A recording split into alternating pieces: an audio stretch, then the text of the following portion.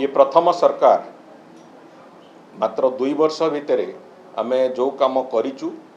15 वर्ष भितर एकुटिया जो थिला विजु जनता दल सरकार आम पूर्वर से कथा करि ना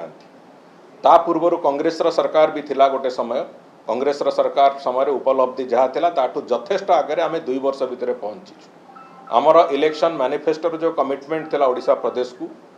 तार अधिकांश भाग आम आज तारिख में स्पर्श कर सारीचु। किछि रे काम आरंभ हो सारी किछि रे काम आरंभ होगा योजना भी प्रस्तुत हो सारी। एवं द्वितीय कथा हला मो आउ गोटे बड़ गुरुत्वपूर्ण कथा कहि निश्चित भाव में जे मात्र 2 वर्ष भितर राज्यर हित दृष्टि राज्य को विकास रास्तार चलैवा दृष्टि पाखापाखि 300 निष्पत्ति राज्यर कैबिनेट भी नहीं सारी सामूहिक भाव में। एवं ए सबु दृष्टि जदि देखिबा आमे एक सक्रिय सचल सक्षम एवं सुदृढ़ सरकार चलैबारे आमे एकथा 2 वर्ष भितर ताकू प्रतिपादित करिछु। आमे कहार ए जो अबांतर समालोचना को भय करिनु, आमे कहार आक्षेप को डरिनु एवं आमे ओडिशार विकास पाई जहाँ आवश्यकता अच्छी से कथा को करिचु एवं आउ 3 वर्ष भी आमे से कथा को करिकि चलिबु। ओडिशार विकास को 2036 रे नेकी शीर्ष रे पहुंचेबा विकसित ओडिशार जो परिकल्पना ताकू देखिबा पाई जहाँ जहाँ आवश्यकता अच्छी ताकू रास्ता चलैया पाई जहाँ जहाँ आवश्यकता अच्छी योजनार हो किंबा कार्यान्वयन हो जोड़िक जाक काम को आमे करिकि चलीचु। एवं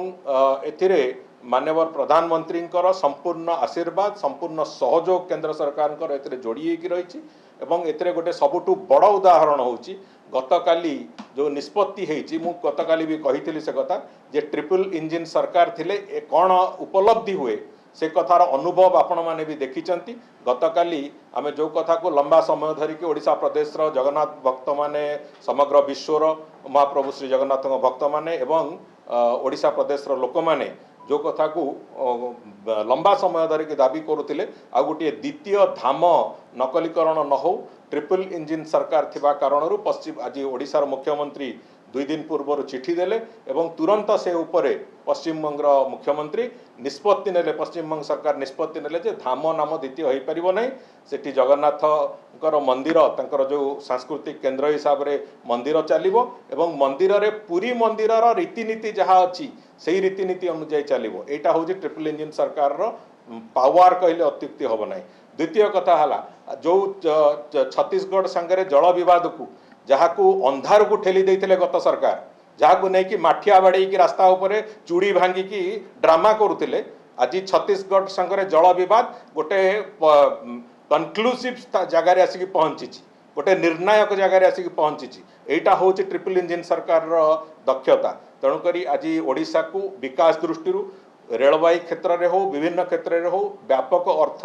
आज केंद्र सरकार सहयोग भी आसूची एवं ओडिशा सरकार भी ताकू सक्रियतार सहित सक्षमतार सहित तार विनियोग करुचंती। तेणुकरी मो कहवा कथा हला किए कौन कहूची आमे सेतिपाई वी आर लिस्ट बदल ओडिशार स्वार्थ ओडिशार विकास आमर एकमात्र लक्ष्य एवं आमे सेही लक्ष्य को नेकी चली जो कथा कहले तार जल विवाद महानदी खूब शीघ्र समाधान हो कारण आगर पूर्व मध्ये गोटे प्रयास हेतिला एवं मुख्यमंत्री तर आलोचना मध्ये सरची आप समाधान हो ये गोटे संकेत एटा देखंतु एटा बारंबार एक कथारे बसुचंती जो वर्किंग टीम आमर एवं से बाबद रे प्रथम थर करके मंत्री स्तरीय कमिटी माननीय मुख्यमंत्री एटी ओडिशा रे तयारी कले तांको सहित सरकार सहित आमर रेगुलर आलोचना चली जो एग्जीक्यूटिंग टीम एवं लीगल टीम दुईटी जाक रेगुलर बेसिस रे बसुचंती। किछि दिन तले से माने भी पुरी आस्थिले पुरी रे भी बसथिले तो पर्यायक्रमे से माने दिल्ली रे पुरी रे छत्तीसगढ़ रे एमती की कंटिन्यूअस प्रोसेस रे बसुचंती एवं ट्रिब्यूनल रो 3 जण मेंबर को सहित चेयरपर्सन और 2 जण मेंबर को सहित भी रेगुलर बेसिस रे से माने बसुचंती। प्रति मासरे सेठी किछि किछि किछि किछि डेवलपमेंट जो जाय कि ट्रिब्यूनल ताको मॉनिटर करचंती। तेणु करी एक निर्णायक स्थिति रे कथा आसीची छत्तीसगढ़ भी सहमति आसीबो आम सहमति मिसिकी एक कथा बहुत शीघ्र जल विवाद भी बहुत शीघ्र समाधान रास्ता को जीवा आरंभ करिछि जोटा को अतीत रे राजनीति करिवे बोली ताकू से जल विवाद को अंधार को ठेलिबा पई ताकू गोटे ध्वंस रास्ता रे चलेया पई गत सरकार चेष्टा करथिले। आज से स्थिति नाही आमे निर्णय बहुत शीघ्र तार स्पष्ट हबो एक कथार विश्वास हम समस्त कर अछि।